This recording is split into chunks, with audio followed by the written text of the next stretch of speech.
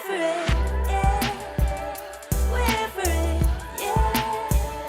We're for it, yeah. We're for it, yeah. SheHH. Hey guys, it's Paula. Welcome back to the SheHH podcast, where we interview women in Christian music all over the world. Today we speak to the amazing V.Rose. She's an American singer-songwriter who has been in the game for over 15 years. She tells us a bit of that journey and what she has learned being an independent artist, as well as starting her own distribution label. V is such a warm, giving person. I thoroughly enjoyed speaking to her, so I know you guys will enjoy this episode. Make sure to join in the conversation online using hashtag SheHH podcast, and you can follow us on Instagram at SheHH podcast. So could you please introduce us to you? Who are you? How do you say who you are if people don't really know you? Okay, my name is V.Rose. Everybody calls me V. I am a singer-songwriter. I do many things now because I've learned to, but most people know me for my music, and I've been singing and writing music since I was a kid, actually. And I started writing about my personal experiences. And so when you listen to my music, you're going to learn a lot about who I am and what I've gone through in my life and just how I've been able to overcome or stuff like that. My music is generally geared towards girls or women because I am one. And so they tend to really relate to the stuff I'm saying. I gained a lot of traction in Christian hip hop because I signed to Flame back in like 2011. And so that's how I got into like the hip hop industry and started working with like Christian rappers and stuff. So a lot of people know me from my work with Flame or Trip Lee or Derek Minor and stuff like that. But yeah, I'm V and that's what I do. Amazing. We love the multifaceted. We love that. We love that. Yeah. So yeah, I mean, you mentioned really quickly that you started since you were quite young. I think Mm. my researcher said something along the lines of age 17, what, 15, 17, somewhere around there. You had a duo group called Harmony. What was Yes. it like being in the industry so young, and how did that kind of go? Yeah, we actually started our group when we were 8 and we started recording. We started recording in the studio when we were like 15, when we were old enough to like get a job and start paying for studio time. And it was, I mean, for me, it was what I always wanted to do. So I was just like ready, So I felt like I was just trying to move it along. And I grew up in church. And so, I learned about one of the things I love that I learned at a young age is about how God can use you now. You don't have to wait till you grow up for God to use you. Like he's already given you a purpose and you can begin to like walk in that now. And so that was like all I needed to hear. And so I ran with that and I just started to write songs. I started to, I needed to get a job so I could start paying for stuff. And I was just trying to do everything that I could to, start making things move in my life because I knew this is what I was going to be doing since I was 6, actually. For me, it was normal. It felt normal. It just felt like I'm doing what I'm supposed to be doing. And then the girl group kind of, well, not girl group because it's two of you, but kind of like how did Uh-huh. Harmony happen and what was that like being in a group with your best friend? Yeah, so her name's Candace and she's actually like literally like my sister. We've been really close since we were kids. Our families even lived together at one point for like a year or 2 years. We shared a house and so her and I shared a room. So we were really close, like still to this day. I actually have a picture of her up here that I'll show. And still to this day we're really close. Like we could not talk for a long time and just pick right back up where we were. Oh, This is us in the studio when we were probably 15. wow.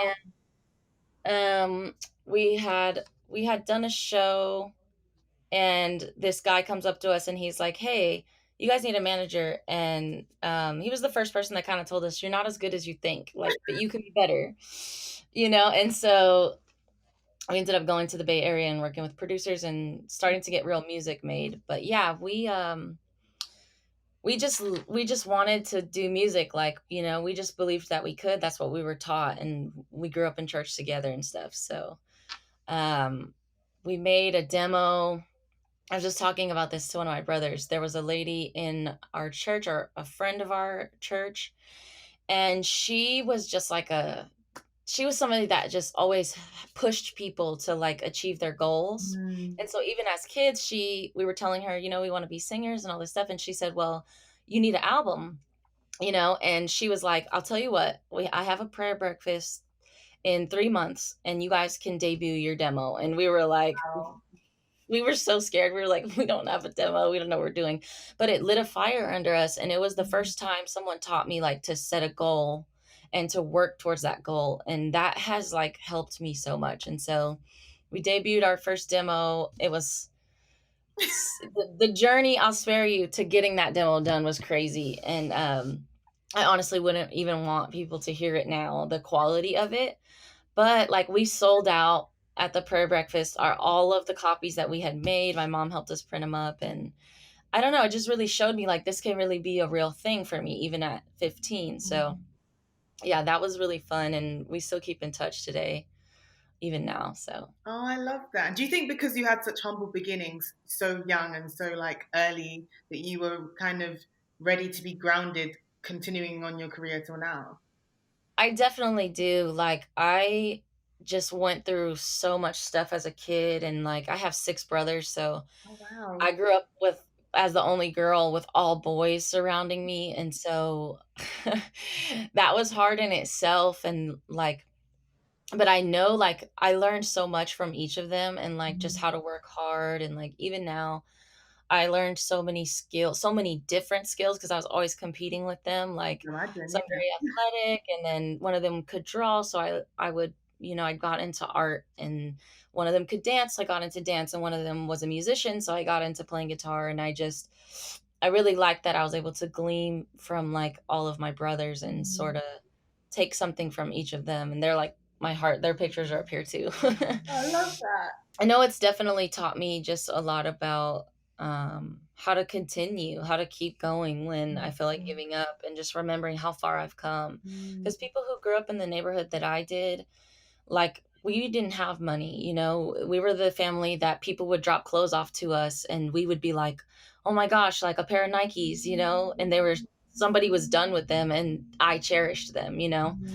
Mhm. And so, but it definitely taught me like to work hard and appreciate what I have and what I've built. So, and to keep doing that. Yeah. Oh, that's amazing to hear. I mean, one thing that you said that stuck out to me is that you had adults around you that pushed you to kind of follow those dreams. They weren't like, oh, keep quiet, you're young, what are you talking about? Right. Um, Yep. and you specifically mentioned someone that when you were singing, you and your friend were singing, kind of said you guys need a manager, and was really brutal. Can I say really brutal? But said, Yes. you're not as great as you think you are, but you could be better. Um, Yeah. can you talk about that mentorship that became, and also how you think new artists now could benefit from mentorship? Yes. So it's cool because that guy ended up managing us for a while, and he introduced us to another artist that he was managing. She was much older than us, at least like 10, 12 years older than us, and she could sing so good. I remember the first time hearing her sing, we were like, I just want to quit. Like, what's the point? I'm not going to ever sound like that. But she even came on and helped mentor us, and they ended up getting married years later, our manager and her, which is so cool. And, but it was so cool because they would come out when we lived together, Candace and I, our families, and they would come out, manager and the other lady, and they would give us vocal lessons. They would make us run around the block. They would, teach us to make us practice and really try to pull something out of us and break us of the shyness and stuff like that. And it honestly, to this day, it has helped so, so much. And it's super important to have somebody who's older than you who can see things you can't see about yourself because they've been there before, Yeah. and who can like teach you like fundamental things that you need to learn that you just wouldn't otherwise know, unless you learn by experience. So Mhm. that's what a mentor is. There's a saying that one of my mentors used to always say: a picture is worth 1,000 words, but a mentor is worth 1,000 experiences or something like that. Wow, yeah, And it's like you can like a mentor is supposed to be somebody who can do something that you want to do. yeah. And so you don't just want to find a mentor, just any person to mentor you. You want to find somebody to mentor you that's doing what you want to do. Because then they can tell you this is how you need to do it, or this is what you need to learn before you can get here. These are the steps. And so if you know, for young artists, it's something I always say. It's like artists need development. Yeah. And you know, when you realize you have a gift to sing, or you have a gift to be a musician, or rap or whatever, you get excited, and you should. And I think a lot of times artists don't perfect the gift they have. They just want to put it out because you want the notoriety, and that stuff feels good, Out of and all. excitement, yeah. But it's so important to like refine your writing, you know, like if you're a songwriter, to really make sure you're like carefully choosing the words, or if you're a dancer, to like be in the studio working on your dance moves. If you're a musician, to like make sure you're picking up your instrument. If you're a singer, make sure that you're training your voice. And that's all stuff that I learned from my mentors. And the cool part I'll say about them is that they have a daughter now, their oldest daughter. And she's one of my artists now, and so I get to mentor her. And so Wow, it full just all circle. full circle. It's so cool. And she's a singer and a writer and an artist, and she just started producing her music, and she's only 12 now. And so I'm just like, God, you're so good. That's so cool to me, you know, that I can give back to the people that gave and changed my life and help change their daughter's life in the same way. So yeah, it's exciting. I love it. So exciting. Oh, wow. And I think one thing that would be interesting to hear is kind of how do you think the artist can go about finding those people? Because I mean, you were really lucky that these people found you. A lot of the Yeah. time, you're the excitable artist, and you're like, okay, I just need a mentor, and I'm gonna be set for life. How do you go about finding those people? I would say that I always say this, like, people don't want to help people who aren't helping themselves. And so I guarantee you that God would have never approached us if we weren't like writing our own music already, trying to get it produced. And we had done that prayer breakfast, and that's how we booked this other show. Someone was like, oh, come sing at our teen night. And so people who have the ability to give you mentorship or give you an internship, they want to see that you're already trying to make it happen on your own. Are you taking the steps that you can? And so like use what you have. I mean, I was a kid. Yeah. I had a work permit through my school. I was homeschooled, and I literally the day I turned 15, I got out the phone book, okay, dating myself a little bit. I'm 31 now, but I got out the phone book and called every single place I could until somebody said they would hire me. And I ended up getting a job the very next day, like, and was able to start making money. And like, when even Candace and I, when we were kids, when we were 8, we used to, we would scrape up all the change in the house. We put our money together and buy a box of candy. And after church, we would sell suckers. And pretty soon had like a whole snack table, and we were making money because we knew that we could do if we would just do what we could make something happen and make things move. And so people always say, well, I don't have money, or I don't have a person to help me. Like, you have to do what you can to help yourself. And someone's going to come along and be like, wow, that person has it, or that person has what it takes, and I want to help them. And even now I mentor a lot of people now, what I'm looking for is somebody who has something. Like, you're not waiting for a handout, you know, because I have time to give, but I need to know that I'm giving to good ground. I need to know that I'm giving to someone that's not just going to take what I'm giving and not make it grow. And I need to know that you have the ability to be fruitful, you know, like make what I'm giving you bigger and better and take it and run with it. And so I know that that's one way. And then also just like ask, you know, like reach out and put the word out and ask 100 people, you know, like don't just ask one person and get a no and be like, well, I tried. Yeah, I'm done. You know, like take those no's and use them as fuel to find your yes, and just, you know, continue to reach out, and somebody's gonna admire that about you and be like, you know what, that's I'm gonna help you because you won't take no for an answer. So Mm. sorry, I give such long answers No, just I to. love that. I mean, when you were speaking, you just reminded me of, the parable where it talks about the servant who's given the one talent and goes and buries it. Whereas That was coming to my mind too. and I was just like, that's so good because It's in biblical. like the one with 5 talents and the one with 10, the one with 5 could have very easily been like, oh, I've only got 5, that person got 10, I'm just gonna bury it too. But he's still went out. Yes. Or she's the one out. Let's go, she's still Okay. out. So yeah, no, I love that. I completely, yeah, that's so practical. And I think even just people that are listening to this that aren't artists can take that on in whatever sphere. And whatever, yeah, scene you're in. So I'm excited for this next question because it's basically why we do SheHH. But as a woman who, like you were saying, you are kind of known a lot in the CHH Christian hip hop space, as well as some of the like pop related kind of stuff you've done. Because I was going through the like years of albums, and it's like, wow, V has really done it all. Yeah. So yeah, what's it like being in certain spaces that are very male dominated and hearing stuff like, oh, she raps good for a girl and stuff like that? Like, what's that like? Yeah, I don't really get offended by stuff like that. I guess because I grew up with boys. It's funny because I always tell this story. When I first put my first album out with Flame, it was like my first industry album, professionally produced and put out and all that.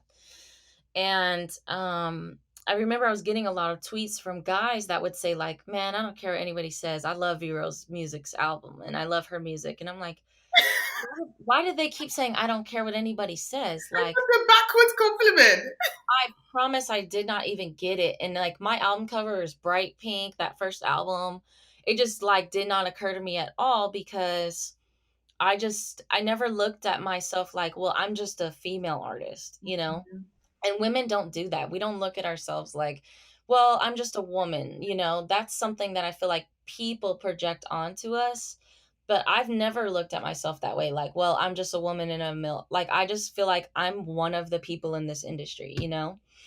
And so I view myself that way. Like, I'm equal to you and you're equal to me. I don't look at you like, yeah, you're good for a male rapper. You're good for a male MC. Like, imagine me saying that. That would feel so weird.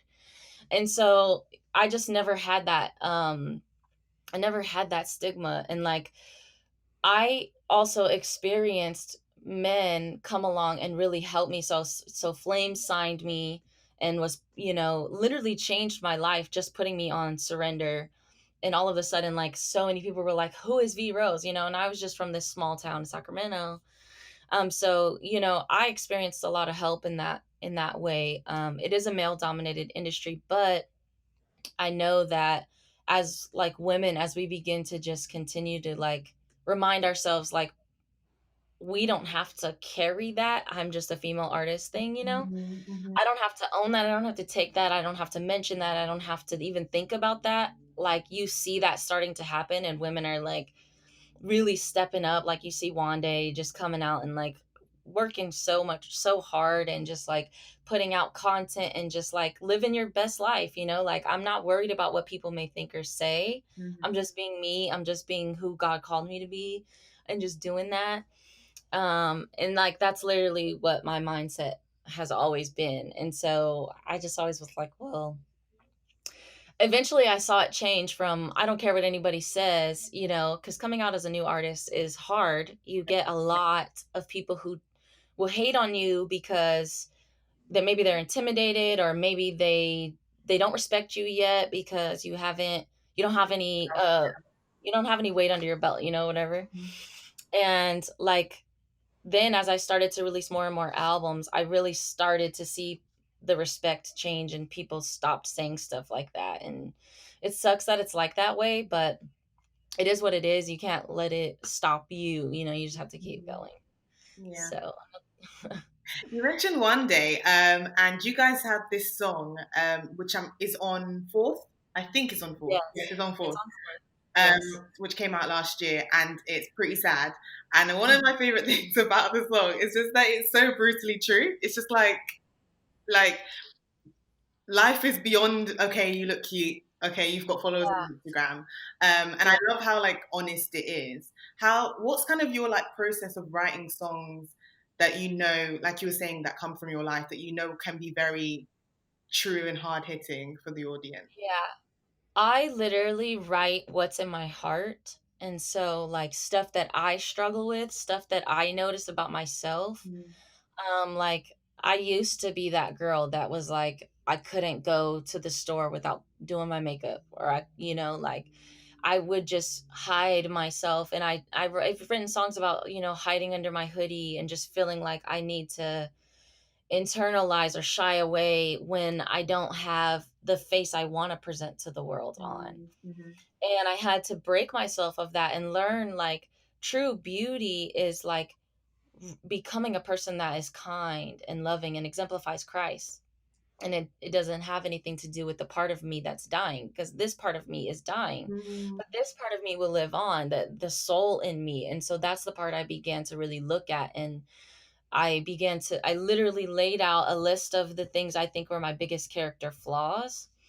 And I started to pray and ask God to help me change those things and show me how I was making those errors and how, like, to overcome them. And really, by reading scripture and like replacing the things that I was telling myself or other people were telling me with what the scripture says, was how I was able to change my character and become the woman I knew I wanted to be and the woman that God mhm. created me to be. Sorry, I know we're talking about process, but for that's my process. It's literally like, this is what I'm learning. I don't have anything else to give you guys. Yeah. When I sit down and try to write a song about something I haven't experienced, it just doesn't, you know, it doesn't feel right. It's the phrase real recognize real. Like, when people listen to my music, I think the reason they like it and relate to it is because they know I'm being honest, and like they can tell that this is something I'm walking out to and I'm living to. I'm just like you, but I just happen to sing. And so this is the way that I put my art out in the world, through my music. Mhm, mhm, And so, but I generally like to write to music. So I always come up with a chord progression first if I'm writing on my acoustic, or like, find a track or work with a producer. And then the other thing I do is I kind of listen for the music to tell me the vibe, because mm, obviously music has a vibe. Sometimes it's like pop rock and it's really fun, and obviously you're going to write a song about having fun or something that's exciting. And then sometimes it's like a chill vibe, it's mhm, lo-fi, it's hip hop, and you want to write a song that kind of fits that. And so I generally find music that goes along with what I'm feeling today. How am I feeling today? What do I want to write about? Well, I'm not in this happy exciting pop mood. I'm in this chill mood, or I have this really serious, I just broke up with someone or whatever, and I want to write about that. I want to talk about that. And so I find music to fit the vibe that I'm feeling, and then I write to that. And I just, I rely a lot on the Holy Spirit, and just asking every time I get stuck, I'm like, God, what? I need help. Help me articulate what I'm feeling. And mhm, he mhm. always does. And yeah, so my process goes from, I always write my choruses first so that I can basically know, like, what is this song going to be about, so that I can write supporting verses that make Mhm. sense with the chorus. And I teach songwriting now too, so I don't want to go Cool. too in depth, but yeah. Oh, amazing. Well, I'm guessing that people can get in touch with you to kind of book you on that, and like Yes. students listening can find your details and get in touch with you. Yes, and I'm putting together a master class for that, and so I'm getting ready to be able to put that out for anyone who wants the information. Yeah. Amazing, amazing. I mean, you touched on something that I'm going to run with, which is about depending on like feelings and what kind of links well with the type of sound of the song. Is this kind of why like all the different V.Rose albums are like very different? Because I love that you touch on so many genres, and you can't necessarily say she's just a singer or she's just a, because I know, sorry, I'm like, this question is very like multifaceted, but Okay. a lot of the songs that I first heard you on, you were the singing voice that came in at the chorus. And then Hmm. I was like, okay, who's this? You know, I'm always looking for new female artists. And I went through and it was like, oh, she's got an album with this kind of sound. And then she's got this, and she's got this single, and then she's got this. So what is it that you love about experimenting with sound? Well, the albums that I have, we're talking about a span of 10 years, 12 years here. Mm, And so from my first album, like, that came out in 2011, but I had been working on that album for years before that. So in my adolescence, I say adolescence at 18 and 19 now, looking back at how young I really was and what I didn't really know, even about myself, about God, about life.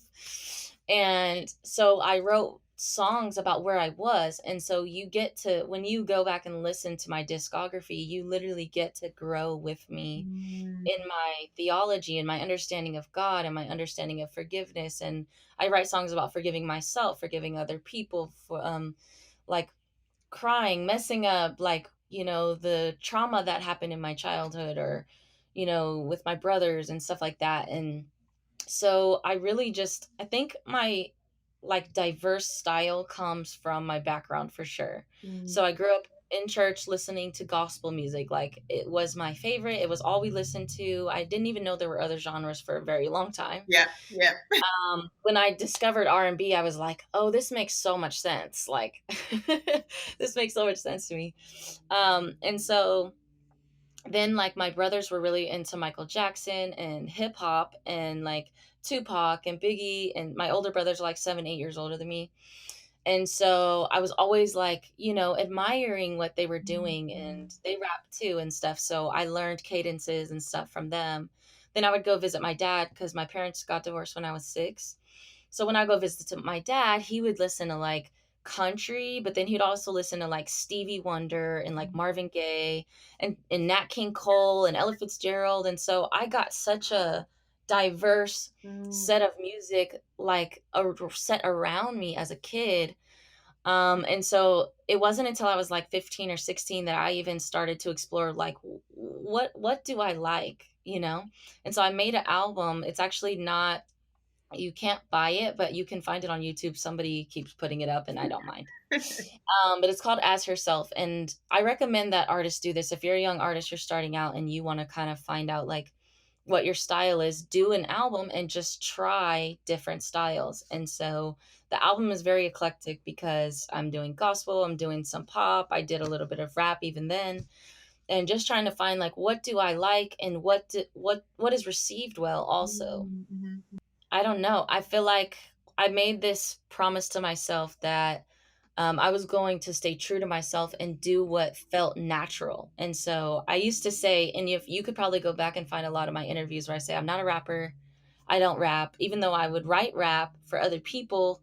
I just didn't feel like it was me yet. Mm-hmm. And then when I stepped into like a place where I was starting to write and I felt like, man, this is good. And so because I like this, because I feel like this is me being true to myself, I'm going to put this out. And so that's when I started putting even more rap stuff on my music because I didn't feel like I was being someone You else, weren't forcing it, yeah. And I just wanted to make sure I'm being true to myself. So if it feels natural, I'm going to do it. If it sounds good to me and it sounds right, I'm going to put it out there. So I'm very eclectic. I still like pop. Um, I do like the hip hop, but I love R&B. Right now I'm writing a lot of R&B, Mm. Christian stuff, and that's just what I like to listen to right now. And so but I want to offer what I have to offer to the world too, like I want to offer my Christian worldview. I want to offer how I would handle a breakup versus how Kaylani might handle a breakup or how Mm-hmm. her might handle a breakup. Yeah. Like for me, it might be different just because of my values and my beliefs. And I just want to make sure I can add to the conversation too. Mm-hmm. So yeah, that's where I'm at right now with it. But I have changed and I probably will continue to change. I have a desire to do worship music and do a worship EP and album later in life. And I'll definitely get there too. And so I don't know. I don't know how this happened to me, but it works. I'm happy with my music so far. So And I love that you already have like, okay, so this is coming up at some point, and like you kind of have goals, the things you want to hit, which I think which is really cool. Because when you've been in the industry for as long as you have been, you could be like, okay, been there, done that. Okay, what next? yeah, So just being able to yeah. do something else is pretty cool as well. We talked about getting signed by Flame at some point and starting to do a bit more rap music. Then you became independent around 2018. Hmm. What has it been like kind of transitioning from being a signed artist, being an unsigned artist, doing your own thing? You can kind of give both sides. What do you think better or worked well for you? Yeah, so I actually worked with 3 different labels for 15 years. So from when I was 15, Wow. well, almost 15 years, when I was 15 to like 28. 29. I would say it helped me so much. Like, I'm not one of those artists that's anti-label. I think that you need to know if you need a label. And also I'm a huge advocate for like educating artists, because I know from my experience there's so much that artists don't know. They just know I need to get a record deal, but they don't even know what that means. And so I always explain a record label is just an investor with connections. And so if you have money, or you know somebody who has money, you don't need a record label. You know, if you can find somebody to invest in you, you don't necessarily need that. But like, I did need that. And so I was giving you give a big portion of your royalties to a record label, because they're doing so much for you. And so it is a trade-off, but you need to understand that it's worth it, or if it's worth it, before you sign a deal. Like, all deals are not created equal. So but I always went in like asking God to give me peace, because I had a relationship with God since I was a little girl. And I've always talked to God, and I've always just like known when I was supposed to be doing something or not, just by my spirit. Like, do I feel peace about this, or do I feel like I'm just being anxious and I just want this? And so I learned to tell the difference between those feelings really early. And so the labels that I worked with, I just felt peace. They were people that I could tell really cared about me and cared about my well-being, and they didn't just look at me and see dollar signs and want to just exploit me, or you know change what God had already created me to be, because that's another thing. And I did have to fight against that a little bit, against being made into like a Taylor Swift just because I'm white. You know what I'm saying? Like, I can't be her, she is her. Yeah. And I know that you see that as something that works, but like, I don't, I never wanted that stuff. When I started writing music in my room when I was a little girl, I wasn't thinking about being famous and being, like, I couldn't have imagined the things I was going to do. But I just loved the music. I loved what happens to me when I'm able to pour out what's in my heart into a way that is pleasing for people to hear and listen to. And so that's what I always thought about. And so when that stuff kind of started to happen, I really fought against it. And I was told my music was too cool for Christian radio, and that I needed to try to, you know, even it out, water it down a little bit. And I remember literally like wanting to roll my eyes and having to just be like, I can't do that, and I know so many artists can relate to that. Yeah. Anyway, so, you might run into that stuff with labels, but just know what you want and who you are. And then they definitely helped me so much. I'm so grateful for all the labels that worked with me and signed me and gave me a chance. Now, when I went indie, I was terrified. I had worked with a team for so long. Even though I have all the skills to do this by myself, and I knew that, but I knew God was calling me to take a break from depending on a label and just go indie. And I had labels approaching me as soon as people started finding out I was independent. Oh, you better believe it. People were like, V.Rose, V.Rose, V.Rose, just fly, we'll fly you out. Just hear what we have to say. And I even agreed to a flight once, and then I called them back and said, I'm sorry, I'm not going to be able to come. Like, I need to be obedient to God and take this time and be independent. And so I bought my own studio gear, and I had been engineering for years, and so I always edited my own vocals on my albums, and so I knew how to do that stuff. And so yeah, I just started to like manage myself and run my own business, and I was like really scared, but I trusted God. And I just literally can even look back over the past few years and just see how like God showed me the ropes, and sent people to help me. I mean, it was just amazing. Like, just because of my obedience, like God had sent people into my life to really, hey, do you know about this? Hey, you should be doing this. Oh, well, I know you're indie now, and just kind of giving me game and giving me the advice that I needed to do this on my own. And for a while, I felt like, I don't know how long this is going to be. Maybe this is just temporary. Maybe God's just testing me. But then I started to really rest in my trust for God in this place. And like, just when I got comfortable, I feel like God was like, okay, next level. And so now I actually just started my own distribution label. Wow. I did not plan for this, I promise. Like, I just like found, like artists found me. The artists that I'm working with, it was like they grabbed me, like something about them. It makes me think, is this what happened to the mentors that mentored me? Is Wow. this what they saw in me? Because I can't help but want to help you. I know that I'm supposed to help you in a way, and so it's caused me to create. So I actually just started Indie West Music Group. Indie West And Music Group. Amazing. so the artist that I signed, it's just a distribution label, but I'm also helping develop and consult and kind of help steer them in the direction and give advice that they would need, and also educate. You need to know what royalties are. You need to know what your publishing is. You need to, all these things. You need to have your ducks in a row.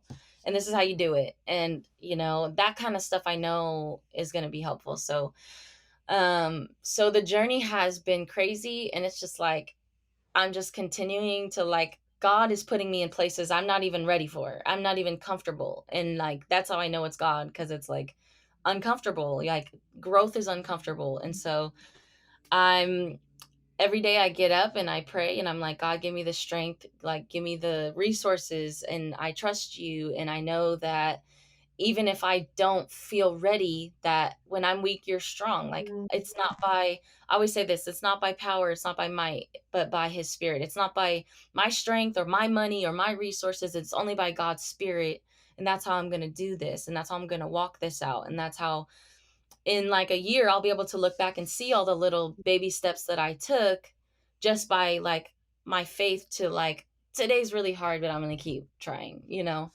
And I do. I cry all the time. And I literally just like feel like giving up. And like, people text me that I'm mentoring and they're like, I can't do this. And I'm like, I felt like that this morning too. Yeah. Like, you're not alone. That feeling is normal. It is normal. Fear is something that is going to always be there to, like, make you realize that you need to push it out, like, but it's going to be there. It's going to be waiting for you at the front door every day. And you have to decide whether you're going to be like, not today, or you're going to go back inside and cower down. And so I just tell myself one day at a time. And that's all God asks us to do.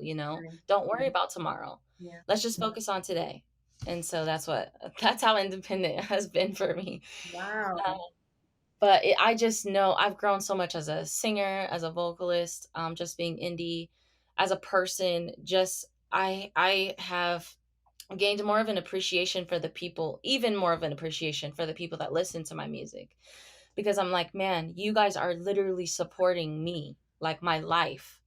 Every time you stream my music, every time you listen, like, you're helping me. I don't have anyone else. I get emotional because it's like, I literally need y'all to, like, wake up and stream this stuff, because I'm putting my all into it. Like, I'm investing like 80% of my income just so I can put this stuff out. Yeah. So yeah, it's a big deal. So that's why I'm always like tweeting fans or messaging them back and just letting them know, like, hey, I love you just as much as you love me. You mean so much. So That's amazing. And even just to hear that you're starting this distribution label, like, because my next question was going to be about the fact that you do graphic design and you're an illustrator and you do a lot of cover art. And I'm thinking, does this girl sleep? Because, wow. When did you kind of start doing that side of stuff as well? I mean, being indie, you'd have to do a lot of more of the stuff that you had other people do. So I took like portrait drawing in college, which was like back in 2006. And so I learned like the basic fundamentals of drawing people's faces and stuff. But then when digital art started to become popular, I probably got on it before iPads or anything were doing it. I had like the digital pad that connects to your computer, and I never would show my art to people because I just didn't feel like I had that confidence yet, and I just wasn't ready for the criticism if it wasn't good. And so for a long time I just would do stuff just for me, and I just found joy in that. But then I was like, well, I could just do my own covers and my own art, and then if people don't like it, as long as I like it, I'm not offending anyone. And so as I started to do my own covers and single covers and draw them, I was like, man, I think I'm good at this. Like, I just had to build that confidence. And so this year I decided, like, I really want to simultaneously pursue a career as an illustrator because of how much I love it just as much as I do music. and it's just so fun to me. And so I got into animation and stuff like that. Everything that I know is self-taught, like Wow. everything. And so like I am like a huge advocate for YouTube Yeah. University. Yeah. If you want to learn something, get on YouTube and find out how to learn it. And so that's just like I have so many skills because I have so many teachers now.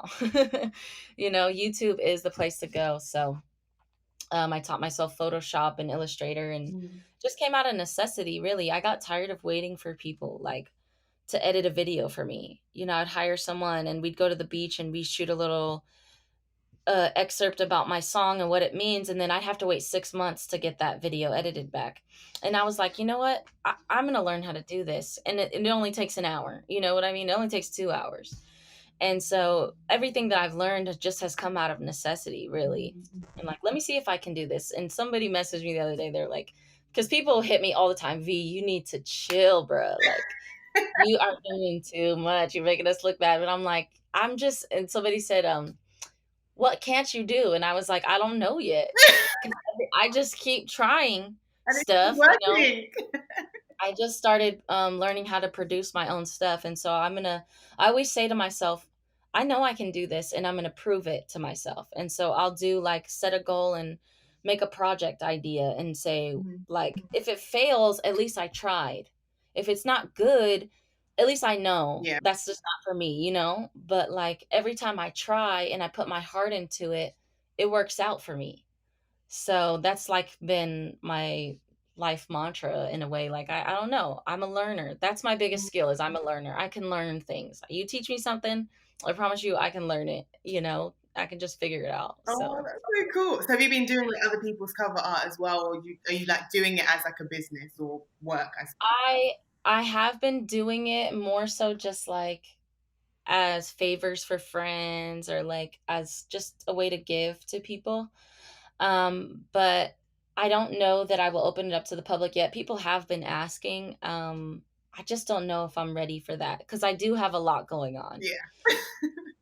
I do have a lot going on, and it Just a little literally, bit. Just I work every single day, like of the week. And so, I mean, I do take a day and rest, but aside from that, like, I'm doing one of these millions of things on my list. So, I don't know if I'm ready for that yet, but maybe we'll see.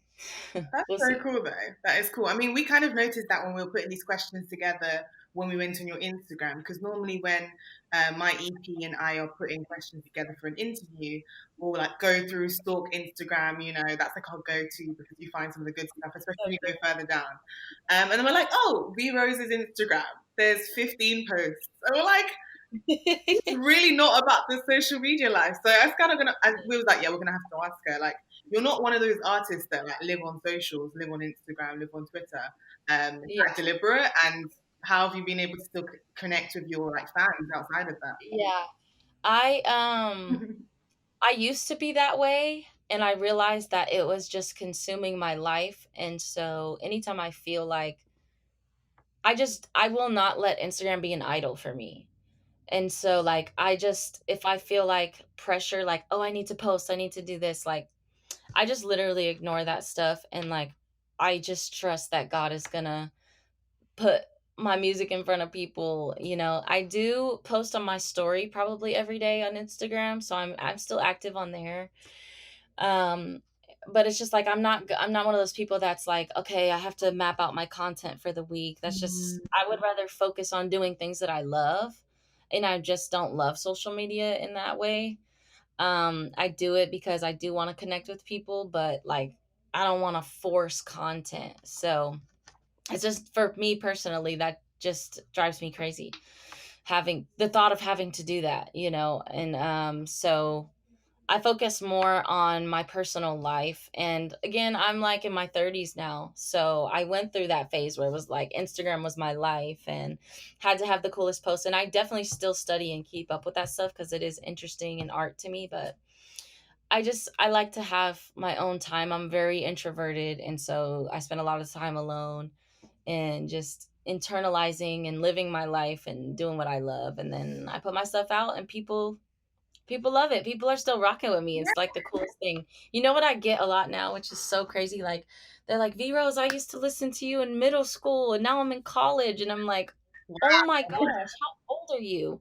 Like, but it's really cool, like, to have people that have, honestly, it's mind blowing. It's something I don't even know how to wrap my mind around. Like, people that have like grown up with me and I don't even know you, but you know me. Yeah. Like, that's so cool. Like, people in Brazil wake up and listen to my music every day like I'm their favorite artist, and I'm like, that's so cool to me. Like, it just blows my mind. It still does. So, yeah, but social media is just not my thing Well, it's anymore. amazing that you're still able to connect with fans even without the social stuff because, some artists are dependent on, speaking to people on there. But I mean, even when we were going through Great social, point.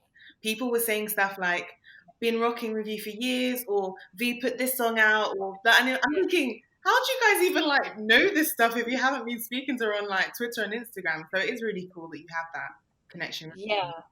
Now I do go on my Instagram. I like to keep just a few posts. And so I'll switch them out. I'll bring back stuff back from the archive all the time.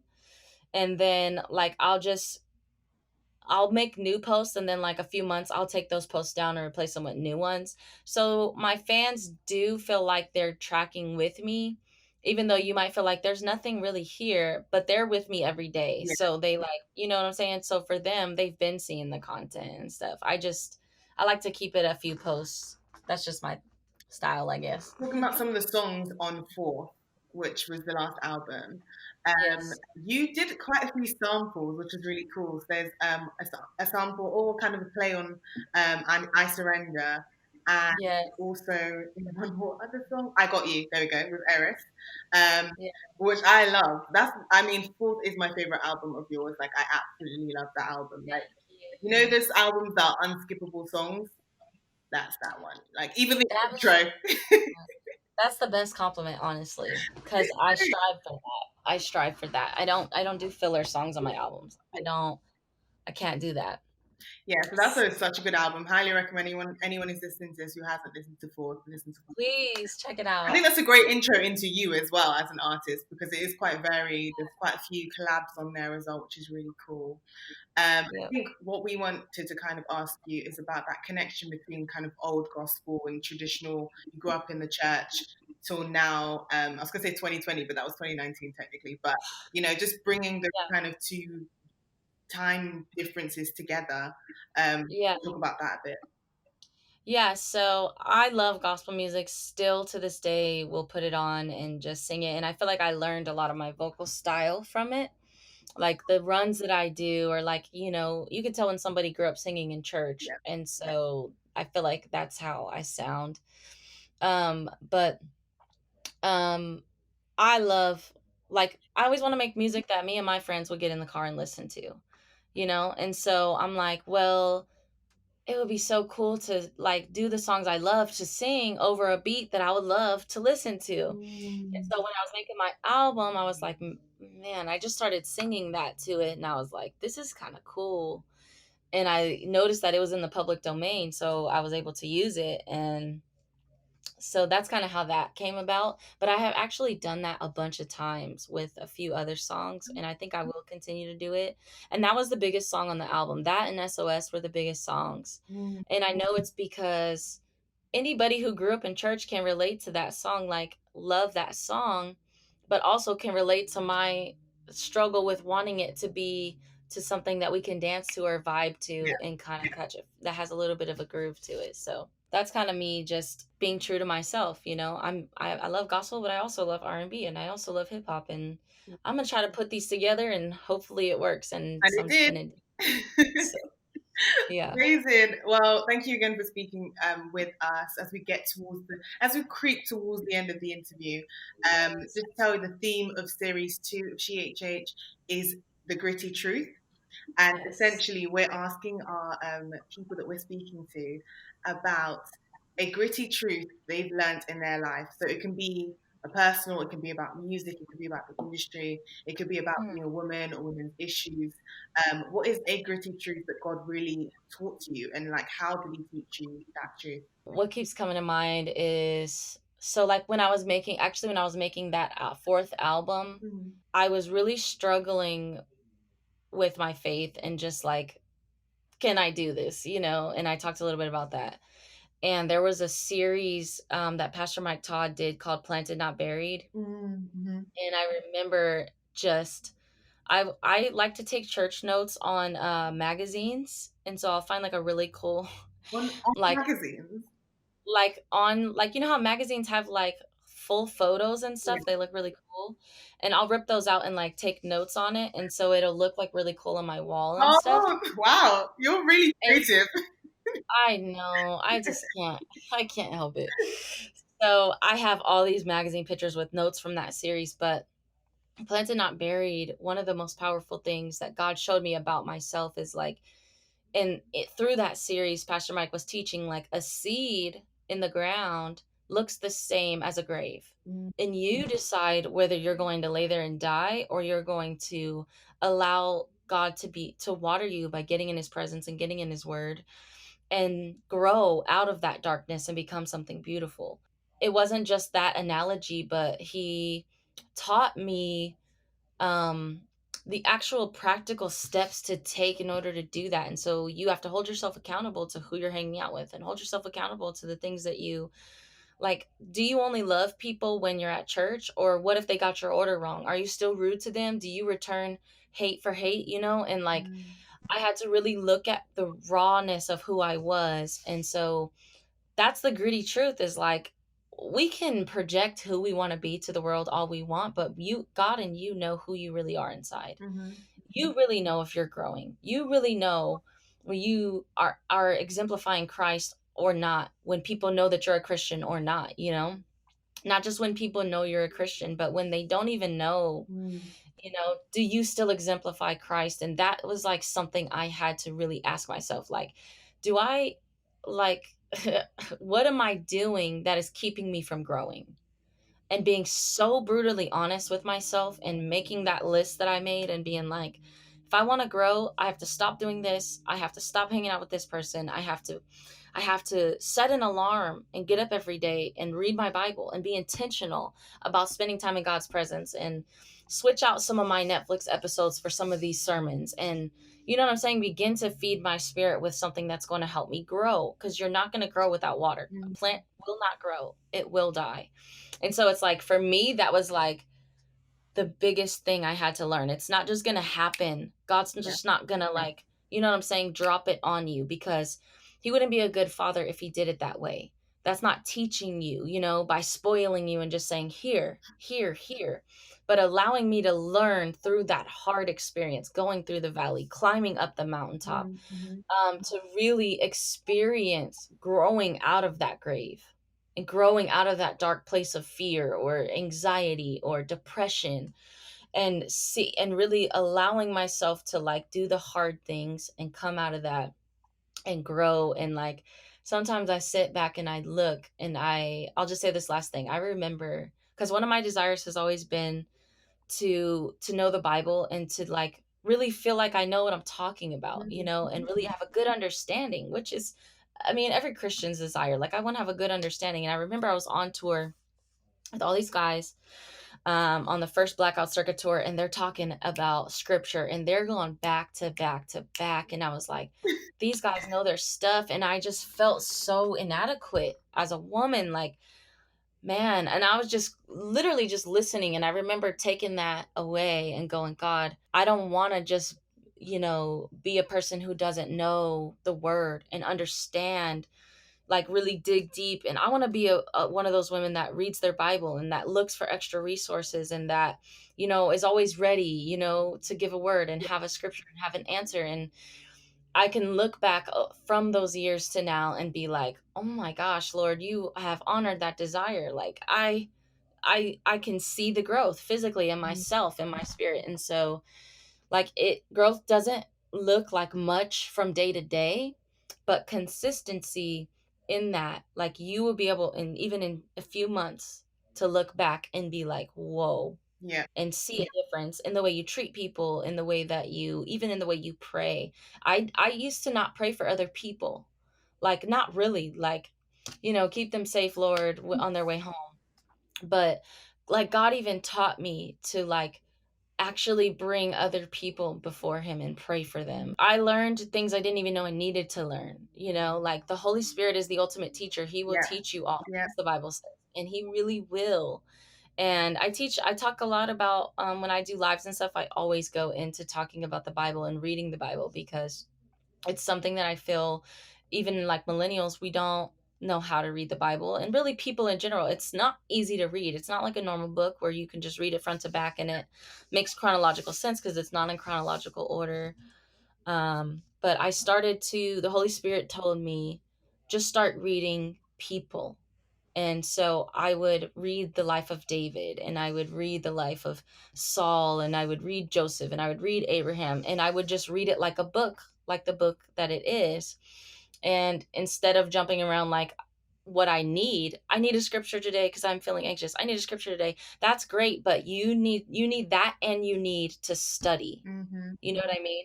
Yes, we need peace from the word of God, but then we also need the knowledge, and we need to take the knowledge and apply it to our life so it can become wisdom. You know what I mean? So I learned so much, just from that series on how to grow. So I recommend anybody going and checking it out. Pastor Mike Todd, Planted Not Buried. Yes, relationship goals is amazing, and we all need to learn about that. But that series changed my life, and that is what actually I wrote that album, and I said, I'm going to grow. I'm not going to give up and be afraid, because I've never done this by myself before. I'm going to go forth. And that's why I called the album Fourth. And it was also my fourth album, which is spelled differently. We won't get into that. So that's the gritty truth for me, is that I had to be honest with myself and say, if you want to grow, then you need to do it. You need to do these things. You can't just be like, God, I want to grow.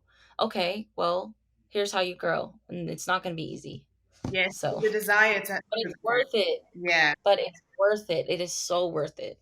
yeah. So, It's the desire to grow, but then it's also the actions you're actually putting forward to grow, not just sitting there like, I'd yes. love to grow, God, it's cool to grow. And it's like, are you choosing to spend more time in prayer? Are you choosing more time? Right. Like, Oh, you want to grow? Okay. Go back and love that person that wronged you.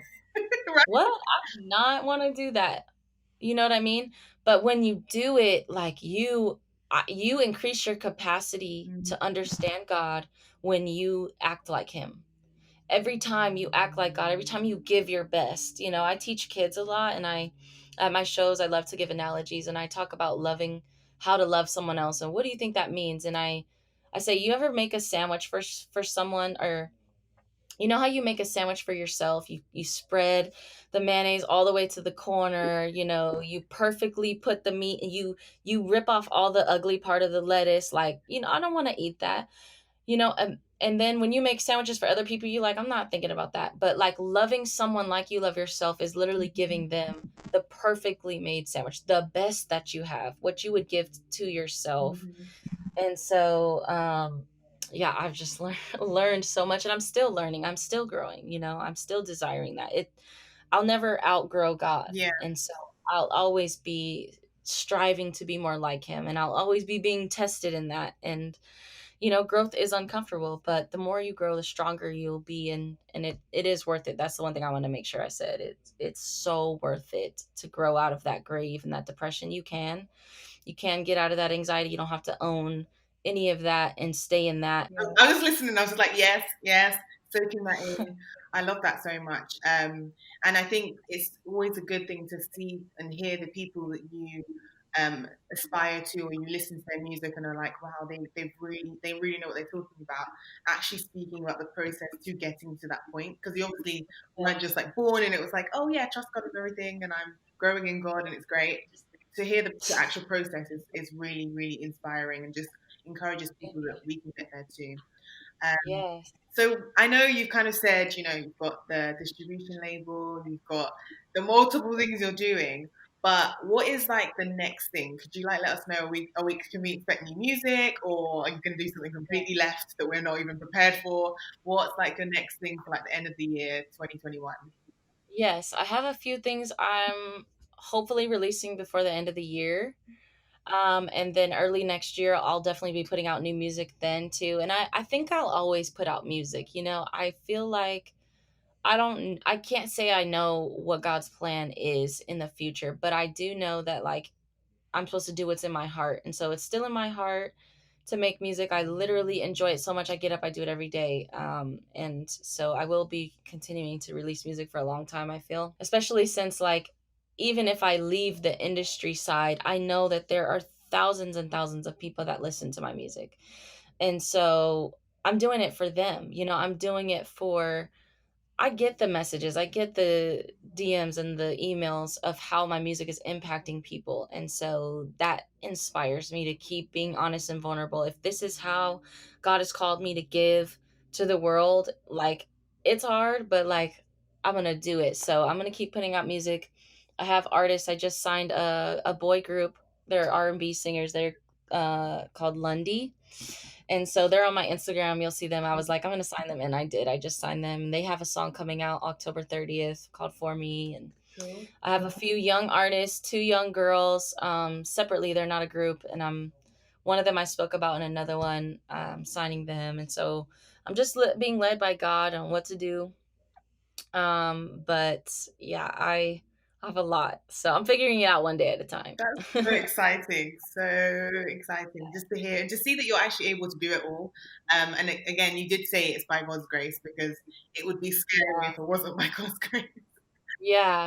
Yep. So yeah, For that's real. really cool. And thank you so much for speaking with us. And I hope that everyone that is listening to this is blessed, just getting to hear your story and just to get to see a bit more of who V.Rose is. Hi guys, I hope you enjoyed that episode. If you did, make sure to leave a like rating wherever you're listening to this, and to follow us on Instagram at SheHH Podcast.